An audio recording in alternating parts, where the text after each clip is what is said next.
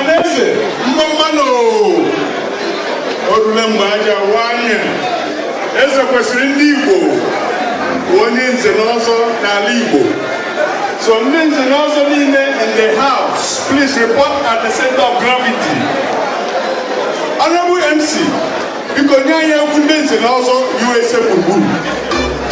Ije.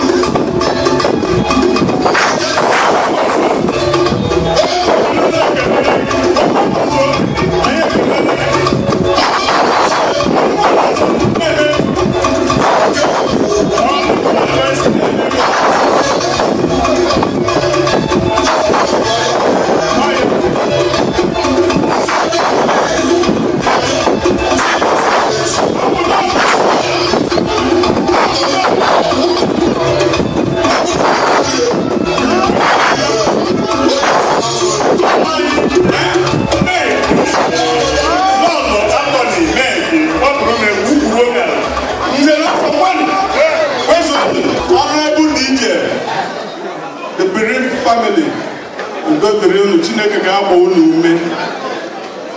The Lord will give you the fortitude to bear this incredible loss. In Jesus' name. Nze n'ọzọ zekwanu, garuonu, biganu. Biko ahapụ anyị ebe a, anyị ga-agbago ebe till dawn, but enwere ndị ọzọ ga-abịa. Anyị na-agbakwa ego nnụnụ ihe mere n'ala here. Elele enwe ite ya mee gịnị gbanye ọkụ.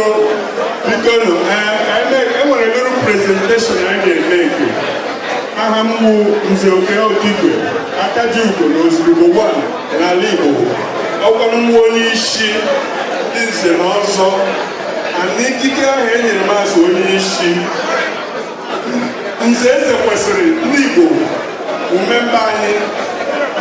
Ọ maka nze eze kwesịrị ndị Igbo merenụ nze na ọzọ USA gburugburu worldwide nọ here the center of gravity. Icheta ya Chineke ahụgole n'ọnọ ebe dị mma. May his soul rest in eternal peace in Jesus' name. Enwere ihe ruru family eze kwesịrị ndị Igbo. Ihe ruru ya honorable treasurer m nọkwa here. Aga m akpọlite our elder statesman on the ground. Nze John Ejiofor, Nze Chinyere 1, Babanyere Nze na ọzọ aka deliver package ahụ. Nze Chinyere, biko bịa nye family a ihe ruru ha enwere envelope our honorable treasurer ga-enye gị, our physical watchdog. Ndewoso. Mkwere ndewero. Ndị nze na ọzọ gburugburu ndewero. Nye mkpapụ n'ụrụ. Ugo Chinyere na birikwo.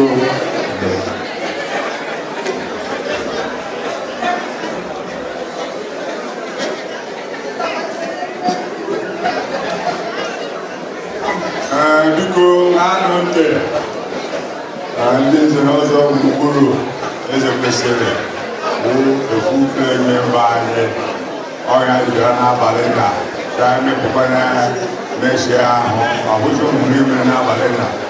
So on behalf of ndị na ọzọ gburugburu USA, I represent a check of $1,000 to the Yemis family.